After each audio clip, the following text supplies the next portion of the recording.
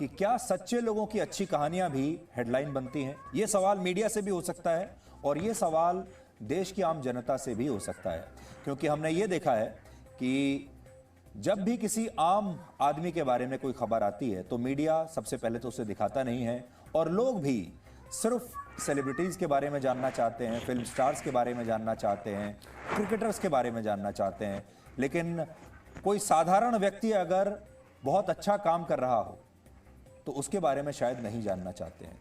क्या निस्वार्थ भाव से समाज की सेवा करने वाले वो लोग जो बड़े बड़े खानदानों में पैदा नहीं हुए, जो बड़े बड़े नेता नहीं हैं, फिल्म स्टार नहीं हैं, क्रिकेटर्स नहीं हैं और सेलिब्रिटीज़ भी नहीं हैं, क्या उनके बारे में अखबार के पहले पन्ने पर कभी खबर नहीं छपेगी या न्यूज़ चैनल्स पर वो कभी हेडलाइन नहीं बनेंगे?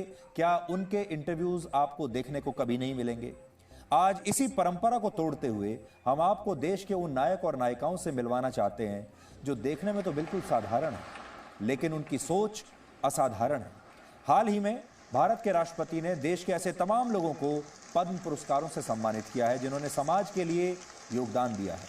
और ये साधारण से दिखने वाले लोग जब राष्ट्रपति भवन के शानदार रेड कारपेट पर नंगे पैर चलकर आए तो ये तस्वीरें देखकर आप सबको आज बहुत अच्छा लगेगा, पूरा देश गौरवान्वित होगा। सबसे पहले आज हम आपका परिचय इन्हीं लोगों से कराना चाहते हैं।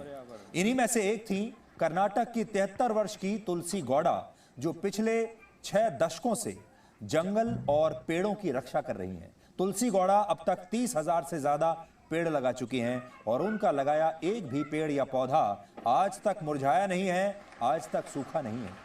और ये विडंबना ही है कि हमारे देश के बहुत सारे लोग स्वीडन की मशहूर पर्यावरण कार्यकर्ता ग्रेटा थनबर्ग को तो जानते हैं, उसे बहुत बड़ा मानते हैं, उसके ट्वीट्स को फॉलो करते हैं, जिन्होंने अपने जीवन में कभी जंगलों में रहकर शायद पर्यावरण के लिए कोई काम नहीं किया, क्योंकि वो ज़्यादा काम सोशल मीडिया पर करती हैं, ज़्यादा काम मीडिया पर करती हैं और इसीलिए वो मीडिया में छाई रहती हैं।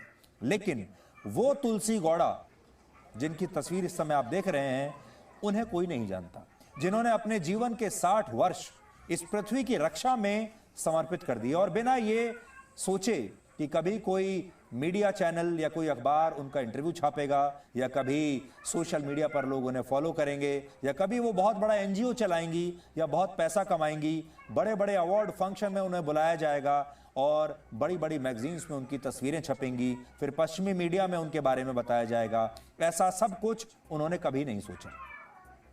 तुलसी गौड़ा श्रीमती तुलसी गौड़ा, समाज सेवा, पर्यावरण।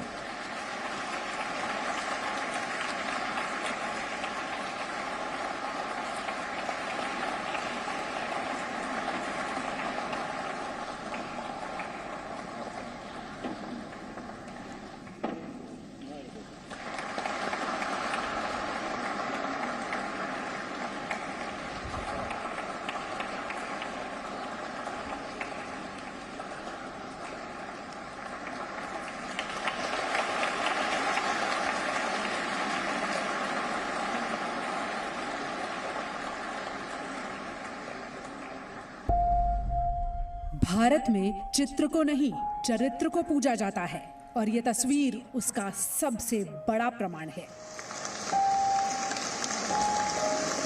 73 वर्षीय तुलसी गौड़ा के कदम जब राष्ट्रपति भवन के इस लाल कालीन पर पड़े तो हर कोई उन्हें देख रहा था। उनके पैरों में ना तो चप्पलें थी और न ही उन्होंने आकर्षक और महंगे कपड़े पहने थे, लेकिन तालियों का शोर तुलसी गौड़ा का परिचय पूरी दुनिया से करा रहा था। उन्हें सामाजिक क्षेत्र में विशिष्ट योगदान के लिए पद्मश्री पुरस्कार से सम्मानित किया गया।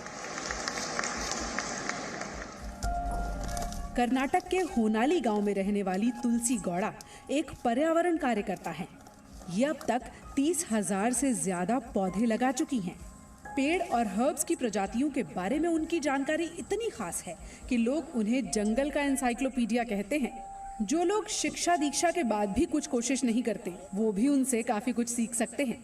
तुलसी गौड़ा कभी स्कूल तो नहीं गई, लेकिन आज कई राज्यों से लोग उनसे जंगलों और पेड़ों को समझने के लिए आते हैं। कहते हैं कि तुलसी गौड़ा ने आज तक जो भी पौधे लगाए वो कभी भी सूखे नहीं। इस बात ने एक समय कर्नाटक के वन विभाग को इतना हैरान किया कि बड़े ऑफिसर्स तुलसी गौड़ा को विभाग में स्थायी नौकरी देने के लिए तैयार हो गए। तुलसी आज भी बेहद सादगी के साथ रहती हैं, चूल्हे पर ही खाना पकाती हैं और पिछले 60 वर्षों में उनके द्वारा लगाए गए छोटे बड़े पौधों की देखरेख में ही उनका पूरा दिन बीत जाता है। ನಂಗೆ ಸಿಕ್ಕಿದಲ್ಲ, ನಂಗೆ ಅಂಬೋದಿಲ್ಲ, ಎಲ್ಲರಿಗೂ ಬಂತು, ಒಬ್ರಿಗೆಲ್ಲ ಅದು ಖುಷಿ है ನಂಗೆ। वो बोल रहा है मेरे को भी खुशी है, वो मेरे को मिला है ना, ऐसा हमारा पूरा फैमिली को भी खुशी है बोलता है। हाँ, वो हमारा मेरे को नहीं है, पूरा फैमिली को मिला है बोल। ಗುಡ್ಡೆಗೆ ಹೋದ್ರೆ ಕಾಲು ಬಿದ್ದು ಜಾಡ್ತಿದ್ದಲ್ಲ, ಗಿಡ ತರೋದಲ್ಲ, ನಾ ಈಗ ಹಾಕೋದಿಲ್ಲ, ಹಿಂಗೆ ನೀರು ನೆಡು। वो बोलती है चप्पल पहले डालता था मैं, बाद में छोड़ दिया क्योंकि पहाड़ में चढ़ना पड़ता है वो, और हमारे पेड़ में और काम करने के टाइम में वो गिर जाता है, इसके लिए हम चप्पल डालना छोड़ दिया।